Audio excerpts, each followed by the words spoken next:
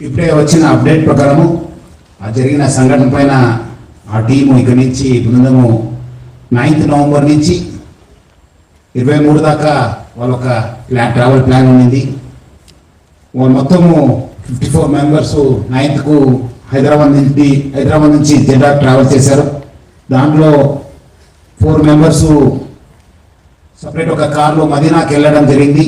నిన్నే 4 మక్కాలోనే వాళ్ళు ఉండిపోయారు. ఇంకా 46 మంది ఆ బస్సులో ప్రయాణం చేశారు. మదీనాకు ఇంకా దగ్గర ఉన్నప్పుడు 25 కిలోమీటర్స్ దగ్గర ఉన్నప్పుడు ఒక ఆయిల్ ట్యాంకర్తోనే యాక్సిడెంట్ కావడం జరిగింది. దాంట్లో నేను అంతకుముందు చెప్పినట్లు మొహమ్మద్ అబ్దుల్ సుహేబ్ అనేవాడే ఒక సర్వైవర్ ఉన్నారు. ఆమె ఐసీయూలో సౌదీ జర్మన్ హాస్పిటల్లో ఐసీయూలో ట్రీట్మెంట్ జరుగుతుంది. ఇంకా 45 మంది చనిపోయారని చెప్పి మనకు ఇప్పుడే తెలుస్తుంది. వాళ్ళు లోకల్ హాస్పిటల్కి షిఫ్ట్ చేశారని చెప్పి తెలిసింది. వాళ్ళందరూ కూడా పోయిన వాళ్ళు 23rd వాళ్ళు రిటర్న్ టికెట్ ఉండింది జెడ్డా నుంచి హైదరాబాద్కు. ఇంకా ఎవరెవరు ఏమేమో ఎక్కడి నుంచి అనేది మనము ఆ ఒక సమాచారాన్ని రాష్ట్ర ప్రభుత్వము హైదరాబాద్ పోలీస్ కూడా కలెక్ట్ చేయడం జరుగుతుంది.